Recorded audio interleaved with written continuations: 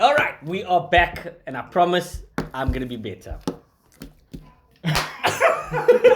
We are back. Why was you stroke curve like that? The only thing they have to worry about in the playoffs is if the Magic make the playoffs. Ladies and gentlemen, what's up? Welcome to the NBA SA Show, Season 2, Episode 7. Gentlemen, what's up? What a show we have ahead for you. Timmy, how are you, bro? Always great to be here. In studio. You know, again. You know. Katie, how you doing, bro? Always look forward to these moments, you know? Love it. Talk some shit. Love it. Let's go. In this episode, the Celtics, ladies and gentlemen, this week went past the Denver Nuggets and are now the number one team in the NBA.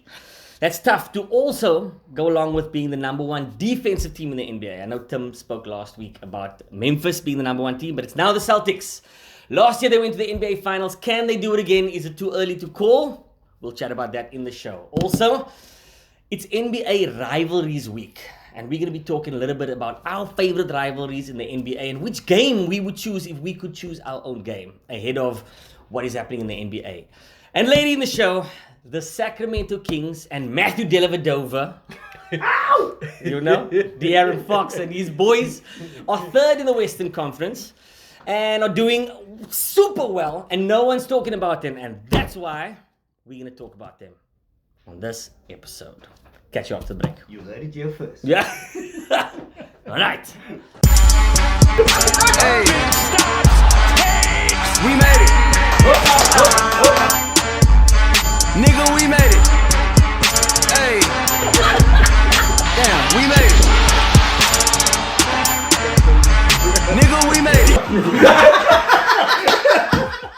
Yo, welcome back to the show. It's the NBA SA show, and we're excited to talk about the NBA and basketball. Gentlemen, a lot of basketball has happened, and I'd like you guys to give me your opinion on who you've been watching, which teams you've been following, and which players have been making you excited about watching. Katie, I'm going to give the floor to you. Give me your thoughts, brother. What's happening in the NBA? Yeah, so I'm still watching Miami. Last week I said I was watching Miami. I'm still watching Miami because I'm very interested. They always there or thereabouts in the playoff run or they always have an outside shot at making the conference final. So I'm very interested to watch how they develop. I like Oladipo fitting into that team. They actually got the second best 10-game streak in the East at the moment. They're 7-3 in their last 10 games.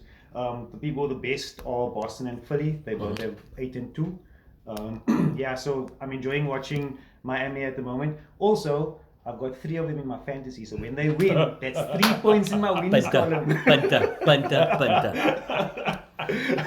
So there's a bit of vested interest in watching them play. It matters. The W matters. Yeah, for me, not for you. In the West, I'm still watching Denver. I'm trying to see if they can translate what they're doing in the regular season into playoff basketball.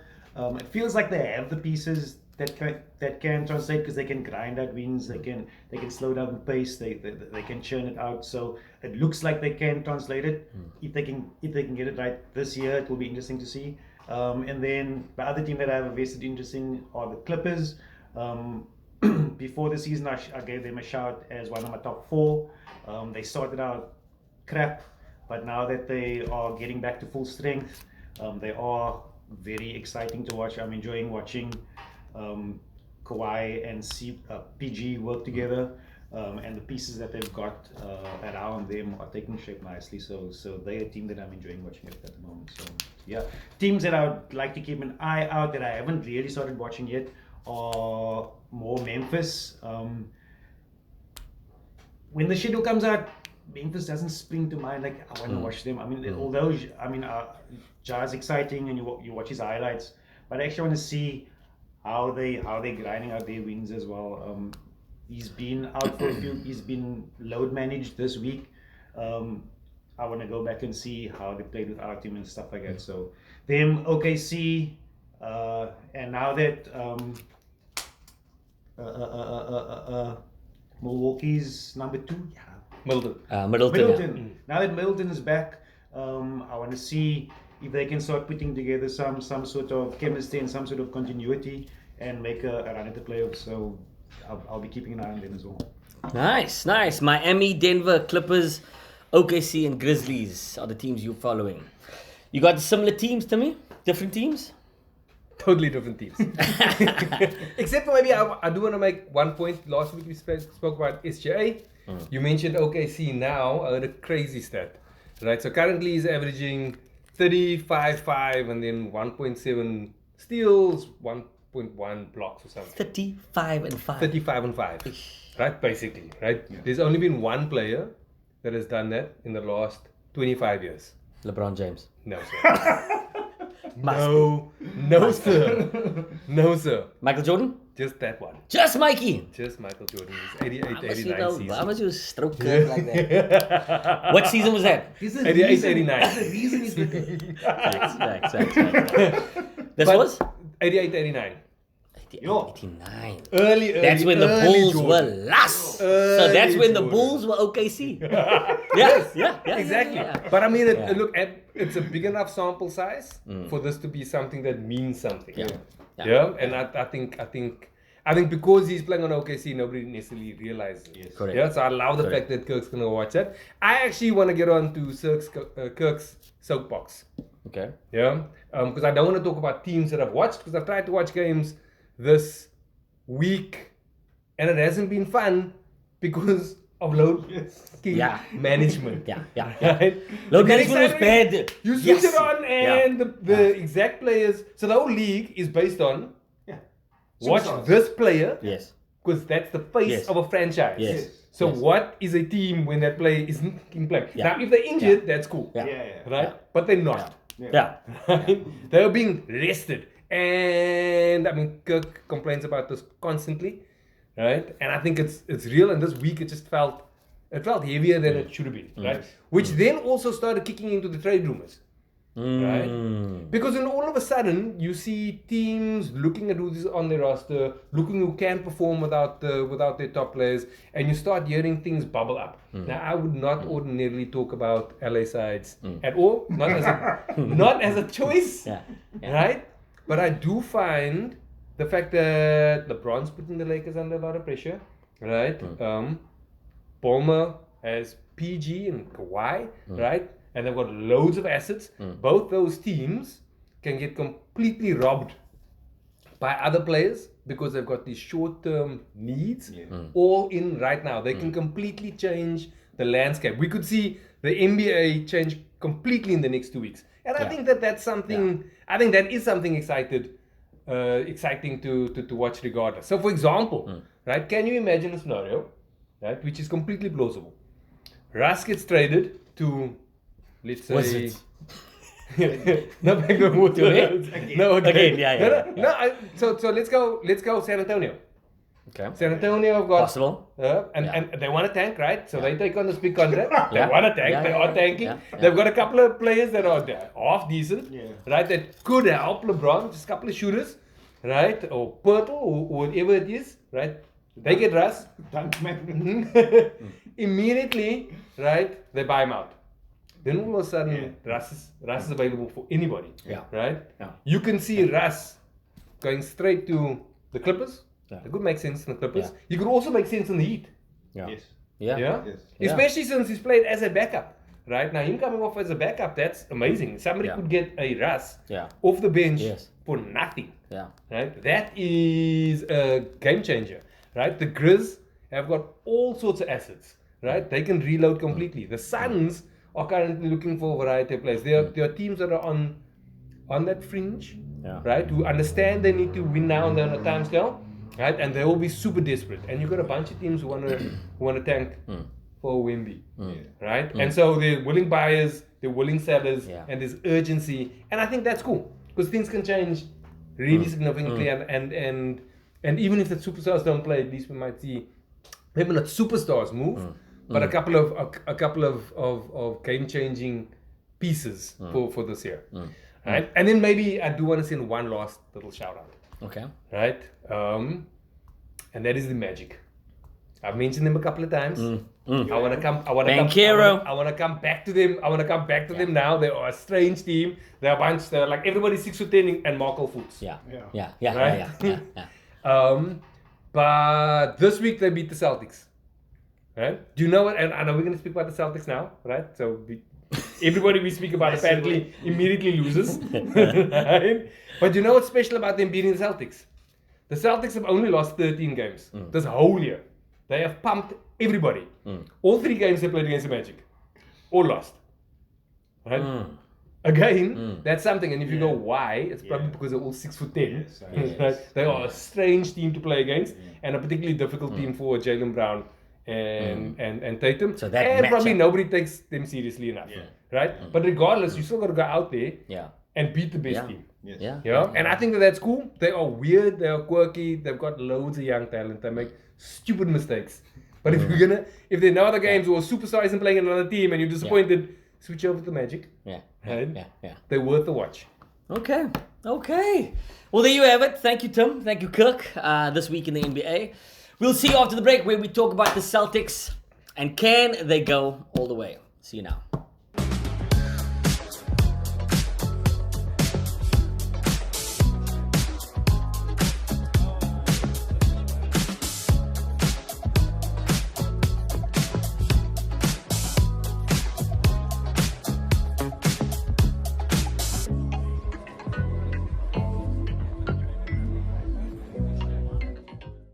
Welcome back to the show. It's the NBA SA show, and you're watching us on SABC 2.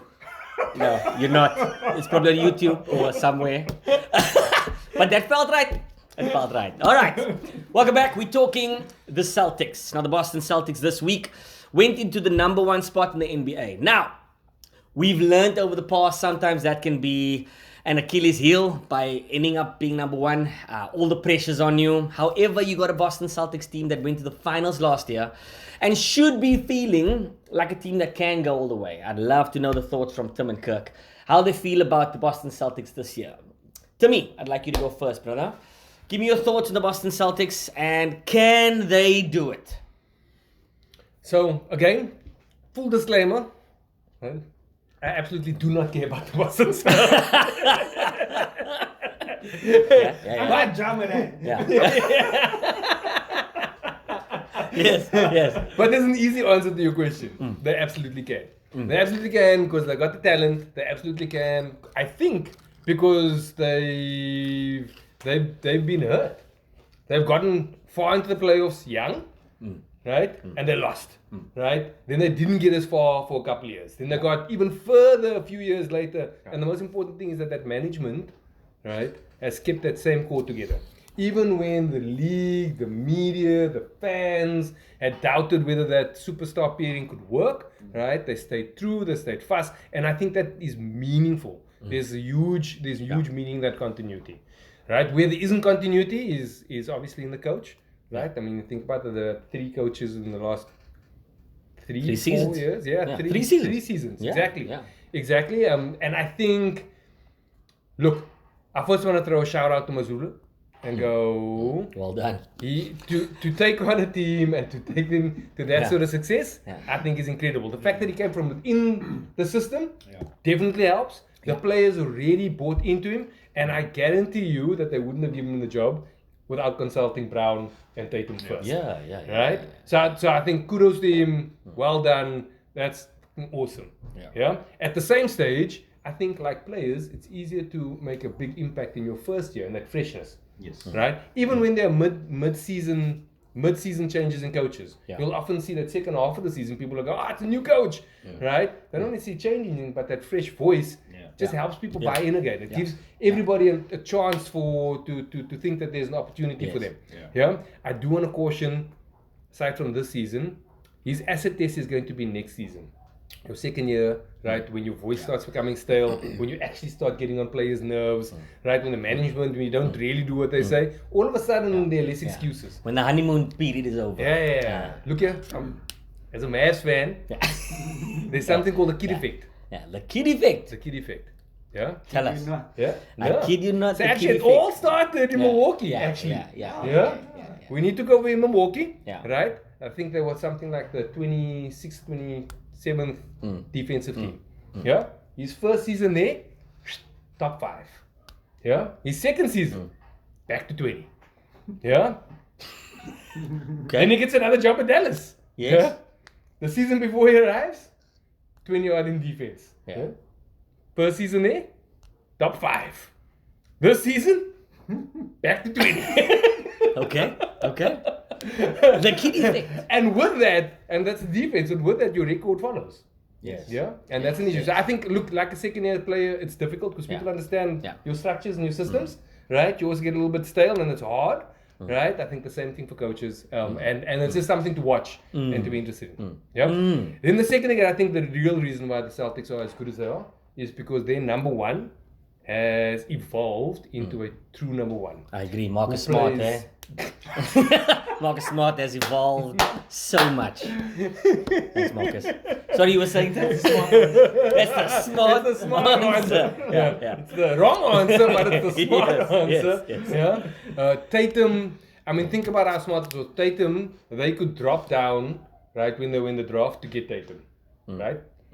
Fantastic move. Then they got this guy who is both confident and humble, right? He doesn't lead with his mouth, he leads with his actions on the court, right? When everybody doubts him and say, oh, look, you've got these shortcomings in your game, right? He immediately comes back the next season and there's an improvement in that, right? So take last season, he was bullied at the rim, he couldn't finish, the Warriors knew that, and that's really probably the ultimate reason, right? Why eventually the Celtics lost, right?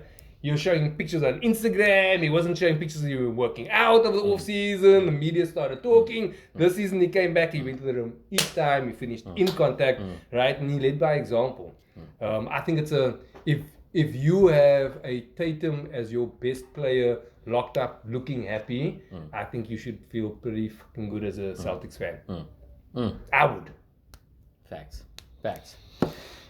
Thanks, Tim.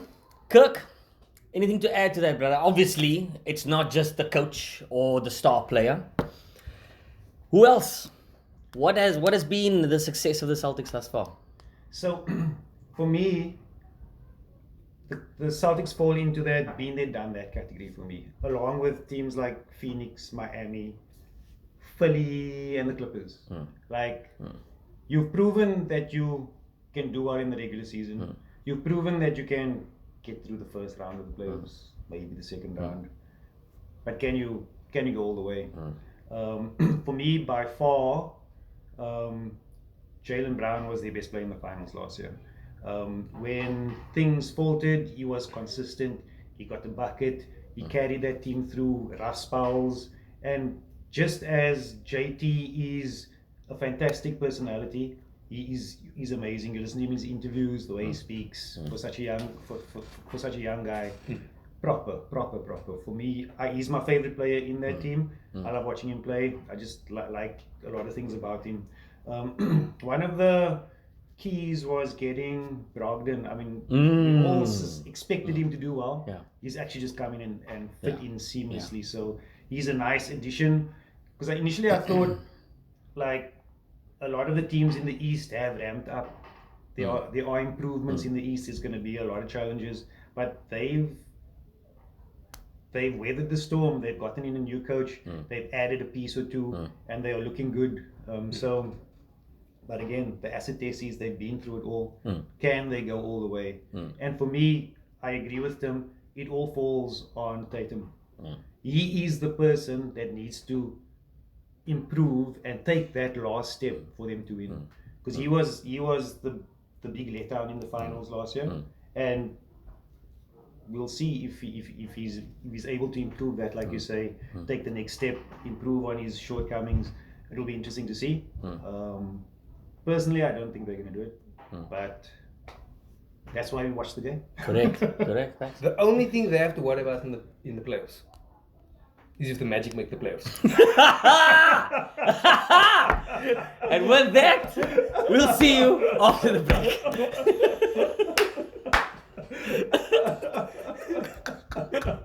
Yo, welcome back to the NBA SA show. We are talking basketball, the NBA, and right now we are talking NBA rivalries. Now, the NBA has this amazing ability to tell stories like no other.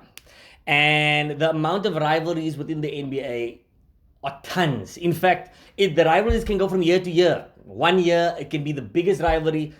2 players leave and there's no more rivalry anymore. But there are certain clubs like the LA Lakers and the LA Clippers. They've got this ongoing rivalry regardless of the players.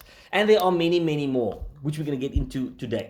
So the NBA launched this NBA Rivalries Week. And among the fixtures are the Clippers and the Lakers, Denver and the 76ers. But of course, that's because of Jokic and Embid. They've got the Mavs and the Suns, which has, over the last couple of years, become a big rivalry. And then the Warriors and the Grizzlies are one of the NBA rivalries that they've got now, even though many people don't really feel that it's not really a rivalry. But it's a story. There's something that happened on social media, so lots can happen. Gentlemen, NBA rivalry is NBA. Yo! May bro, have it up. Yo, god damn. My bad. That was good. I feel like deleting that. You must have a bloopers, Yeah. All right, I'm gonna start again, but I'm not. All right, KD. One take only. Yeah. Kirk, I'd like to start with you, brother. First, let's talk NBA rivalries, and then let's move into what game would you love to see if you could choose your own NBA rivalry game.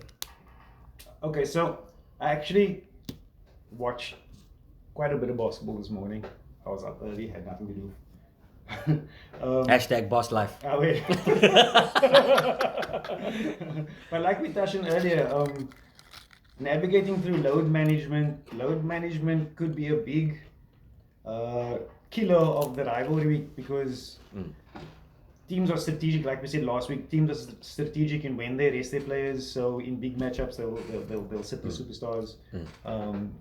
Unless the NBA figures out a way to force them to play in rivalry week, it could be a big hamstring for the whole idea. But last night I watched Boston Miami. And load management, there was no JB, there was no Al Horford, there was no Jimmy Buckets, there was no Kyle Lowry. So what the fuck was that?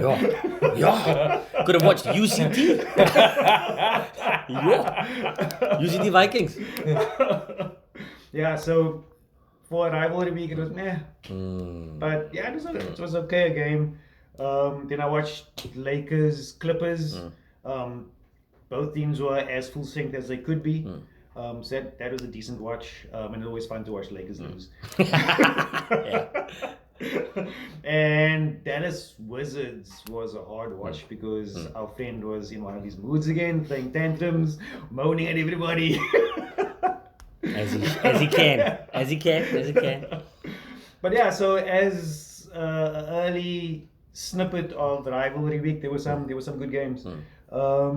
In the future, actually, let me go then. We'll talk about our ultimate rivalries team. Something that tickles our fans. Correct.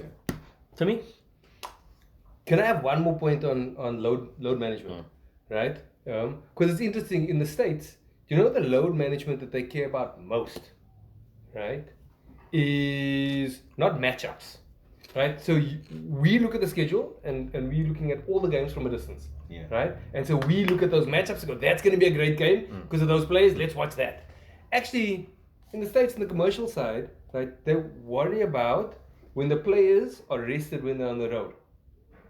Okay. So remember when we went to take a look at the price of tickets per game? Yes. Right? So imagine if you are a Wizards fan, right? Your team, 50-50 chance of winning any night. So you're not going there because you expect them to win. No. Yeah.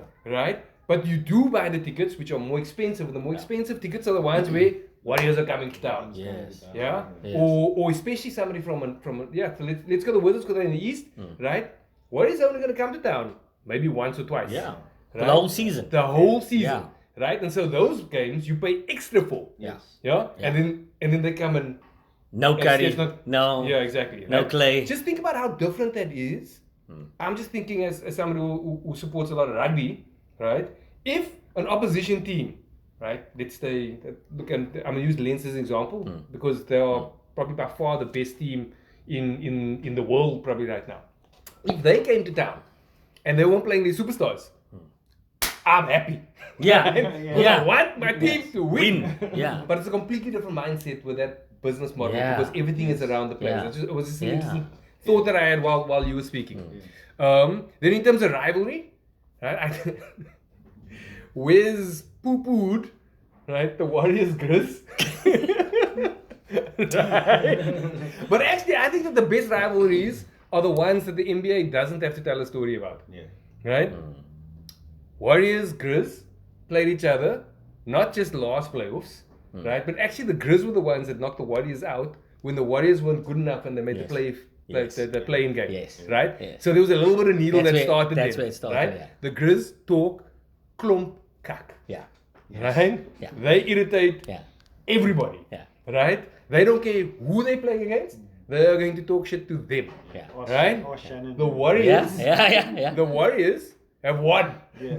right? A lot, Yeah. and it's one of those respect and those respect things that they expect, and the Grizz don't give them any, Yeah. and the Grizz beat them. Yeah. And I suppose that is, I think, what makes it a real rivalry. Yeah. There is real animosity. Yeah. Right? Steve Kerr in the press conference afterwards was talking shit. Yeah. Right? Now, if Steve Kerr is at that stage, that's a proper rivalry. Yes. Those teams Yes. care about beating each other. Yeah. Yeah. Well, good Right? point. And Good point. remember, I mean, the Grizz not only talking it on the court, they're talking it off the court.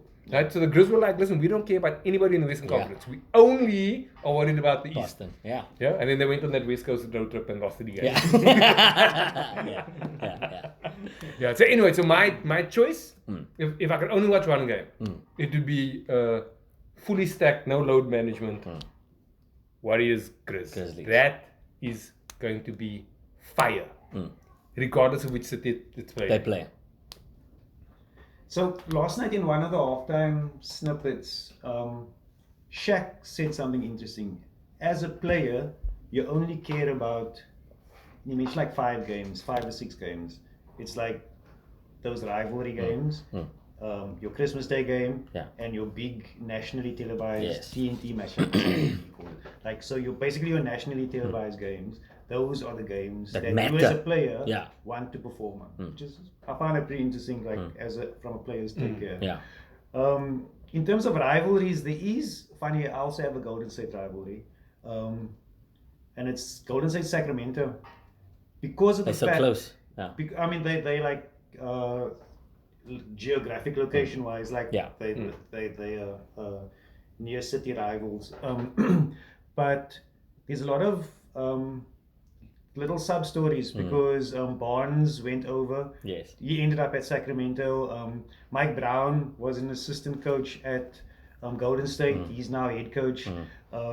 So That sounds like a friends game, not a rivalry. Yeah. the fact that Golden State are nearing the end of their dynasty, and Sac is an upcoming team, so there's a potential for a changing of the guard. So that makes it a bit more competitive and a bit more of an edge because Golden State, they've been dominant for all these years, and now there's a potential that they might not be. So it's an interesting little future rivalry brewing type of thing. Yeah, so that's a bit of an interesting one. There are a few other rivalries, like we spoke about Lakers Clippers. We spoke one we haven't spoken about is Brooklyn Philly. The fact that again there've been so many floor Yes. changes Yeah. there, so Yeah. that's a nice little rivalry that could spark up, especially if they beat each other in the playoffs. Then there's Memphis and the entire NBA. Anybody that like Yeah. yeah. As well as KD and the entire NBA. Okay. Yeah, there's a few interesting ones. Can somebody explain why Clippers Lakers is considered a rivalry? Same city, Same same city. arena. Yeah. They've never knocked each other out. Yeah, So but they it's don't- like it's they like don't it's have like any malcontents. Santos Ajax Cape Town vibes. It's just same city. But it's also similar to the Sac Golden State rivalry. Correct. The fact that Correct. Clippers have always been the ugly cousin, and now there's the potential for them to displace the Lakers. Yeah. Everton, Liverpool. Yeah. No. Yes. There's never gonna be Everton replacing Liverpool as the better team in Liverpool. In terms of championships, Liverpool Everton would be the equivalent of Lakers Clippers. Yes. Okay. Oh yeah. That was my point, yeah. Good point. Good point. The one team has always been the ugly sister and has never won anything. Yes. And they could potentially turn into City United, where City start winning titles. Yes. Yes. Yeah. So for our final segment, we are talking to the Sacramento Kings. Gentlemen, they are third in the West. They are 27 and 19, and no one's talking about them. I'd love for us to give them a shout out because nobody wants to. And then let's dig into why we think they're doing well. Timmy, I'd love you to go first, brother. What's happening with Sacramento? So I'll first tell you why nobody's talking about them. Nobody's talking about them because everybody wants them to do well and nobody wants to dukum them. Last week we talked about the Grizz. 11 game winning streak and we fucked it up for them because in the last 3 games straight. Right? Now I fear we're about to do the same thing for the Kings. Hey. Right? We'll see. But we've passed that point of no return. Yeah. Right? We're in it now. The Kings, so aside from nobody wanting to curse them, the Kings, I think people have a hard time believing in because they're the team in America that have gone the longest without making the playoffs. It's hard. It's hard to believe and to hype them up. But I genuinely think that actually, because they no longer have any rivals, because their rivals forgot about them, right? I think that everybody is genuinely happy for them, for Mike Brown, for De'Arron Fox, right? And I think that's the thing. You want more broad thoughts? Yeah. I got lots of thoughts. Go. Right? Go. I love Fox. I think that he's actually very similar to Morant. Probably a better shooter, not as great, not as explosive finisher. Right? He is fantastic. He just got a bad situation. And finally, he's in a space where there's competence around him. Yeah. They went out and got proper shooters, even big men shooters like the Trey Lyles. Right? They went to go and get Kevin Herder. Kevin Herder. Remember, Atlanta got rid of him for like money reasons. Yeah. Right? And now they've got a crazy player who's giving him all sorts of space. And they got a big man, right, who's not a bust as a lottery pick, but rather some dude, right, who scores big, right, he rebounds big, and he can also facilitate the ball. It is flippin' cool to watch them. They look like they're having fun, right, and long may that last. Now, they probably won't go very far. And long may that last. They might not go very far in the playoffs, but they're going to be fun all the way there, and it's going to be cool for the city. It's going to be fantastic. That city getting a home game in the playoffs at any stage, right? That crowd is going to go ape shit, especially because they shoot so well. And it's fun to watch teams shoot well. The game they played against the Grizzlies, they hit 12 threes in 1 quarter. Do you know how nuts you'd be going as a fan if your team started knocking down those 12 threes? Yeah, in 1 quarter. It's like a cut Golden State game. Like yours, like the last 4 minutes of a Curry third quarter. I mean, we joke about that. The 12 threes in the quarter was a record, right? Yeah. It's just... Just for reference. And sorry, but one last thing, because you're a stats guy, right? One of the biggest changes, specifically in Fox's game, is that at the end of games, he used to have one of the worst clutch ratings as a player. Now, he's a country mile ahead of the second best player in the NBA in the clutch. Wow. So basically in the clutch, if the game is close, right? He's the best player. He's by far the best player in the NBA right now. That is a crazy interesting stat. It is. Yeah. So I got some clutch stats about a different player. Look at that transition. Look at that transition. Which aren't as colorful. Hit us. No, I'm not going to bore us. Okay. Thoughts on Sacramento, man? So I remember a time When we fell in love, I remember a time when we first met.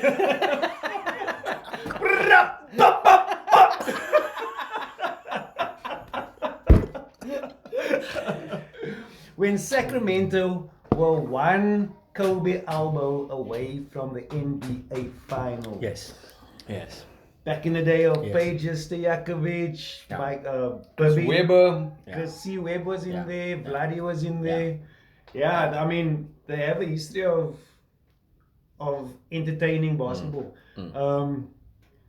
The current brand, I was big on them getting Sabonis when they got him. there was a lot of controversy around that because they gave him big money. Yeah. And there were a lot of questions around could he be a guy, and he's been a guy. Yeah. Yeah.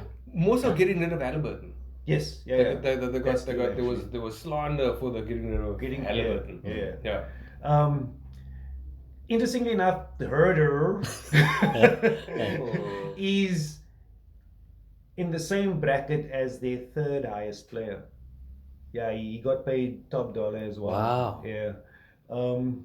So they are they're fun to watch, but again, the same like the Utah Jazz, who had the best record in the NBA for 2 years straight, and even the players were talking cack about him. It was like, you don't pick Utah Jazz when you play 2K. Yeah. So I guess that's why they're flying under the radar, because they're just traditionally not a big market team, because there are other teams in their vicinity that shine brighter than them. So I guess that's why they're not garnering the attention that they should. I guess one of the big things is that LA didn't come after Fox and they went after Russ instead, and that could have been their saving grace. Like, look at him now. Yeah. Final thoughts. Where does Sacramento end in the West? To me, they third at the moment. They're playing great basketball. They've got a finisher that can finish the game. We are saying all the right things. Where are they going to finish, Tim? So I think, let's assume health stays the same. Yeah. Yeah. If health stays the same for Sacramento, health stays the same for everyone. For everybody. Yeah. Yeah. I think that they've got enough of a little head start, right? For them not to drop into the playing game. I don't expect them to be a home playoff team by the time it starts. So that means I'll peg them in between 5 and 6. Yeah, I think I think they can keep that up in 5 and 6, because when you haven't made the playoffs before, I think that there's a real organizational desperation to make sure that they get there, right? I think that they are less likely to load manage as far as other teams.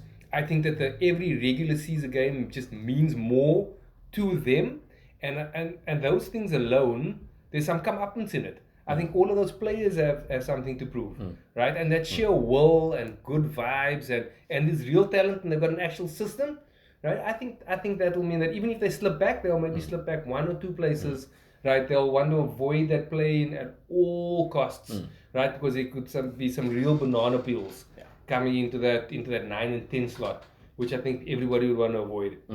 And so that's why I'll pick it. I'll pick it because it'll just mean more to them.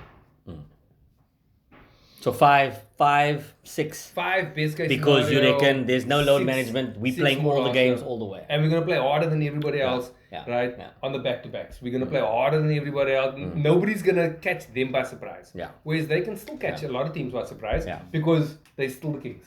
Yes. Like you said. Katie? So while it sounds cool that they're third, they're only 4 games ahead of 8th. Right. And 4 games. Yes. Ask Memphis. And look at the team. Yeah. Look at the teams behind them. I mean, you got the Phoenix Suns, you got Clippers, you got Dallas, you got Golden State, all playoff hardened teams. Yeah. And or not even playoff hardened teams that know how to get into the playoffs. And it's nearing the final push of the season. Those teams have been taking it. They've been managing their progress through various scenarios. But they know how to close out the season. And I think they'll be put under pressure. Like I said, it's only 4 games from 10. So I reckon they'll finish 6, 7. Yeah. So we feel the same. 6, 7, we reckon they're getting into the playoffs and they're not going past the first round. Sounds like that's how we all kind of feel. I also peg them to be, I even reckon they'll end up 9th or 10th. I think teams like Dallas, teams like Phoenix, teams like the Clippers will go on a 10-game winning run, and Sacramento can go on a 10-game losing run. And that's why I picked them to be more 9 and 10. I agree with everything you said, except for maybe, I don't know if the regular season means as much to the Clippers than those other teams that we've mentioned. But the ranking means something to them. Does it though? I think so. Yeah. Then why would they load manage as much as they do? Contracts. Because Kawhi says, I don't want to Play. Cool. Because the regular season, the ranking, he doesn't care about. He doesn't care about Yeah, but he's also the Tatum. Yes. And the LeBron. Yes. And the Luka. He is the face of that franchise. Yes. If he's not playing, they're not getting past the first round either. No. Yeah. Right? If he is At least they're playing. playing Dallas. Or Sacramento. yeah. No, but my point is, I don't think he cares about it. And I think it's hard for everybody else to give as much of shit about the regular season games if your best player Doesn't care. Good Yeah. point. Good point. And so Good point. that's the only one where I'm going. There's a potential other narrative around actually just the Clippers. And actually, Draymond said the same thing though, right? Draymond was like, doesn't matter where we finish. Yeah, we've won 4 championships. We will play against anybody, anywhere, right? Actually. And so I don't know if they care about the regular season as much either. We just reached their season because they are want on Yeah. Interesting you say that, but you stunk. Yeah. But again, those are the 2 leaders Yeah. of those respective teams. Yeah. Right? Yeah. I think the Suns care more because they haven't won shit. I think the Mavs care more, right? Because they haven't won shit, and there's real pressure that's being started. That's gonna come from both these superstars. Yeah. Final thoughts, KD? We're following a lot of teams. We spoke about a lot of teams. Final thoughts on the week that is coming. Who do you reckon will be the type of teams that you're looking forward to seeing? Yeah, like I said earlier, I'm looking forward to watching some OKC, a bit more Memphis. Those are the 2 teams that really interest me right now. Lekker. I have a look at Sacramento and see if I enjoy watching them play. I'm also going to make a point of watching, especially the next 2 Sacramento So games. you watch them go on a 3-game Losing streak. and they'll come and We knew it. And Fox almost everything at the end. Yes. If that happens, we talk about Dallas next week. Kirk, Tim, thank you very much. Ladies and gentlemen, we'll see you next week with some more NBA basketball. Boom! Bah! And that's done.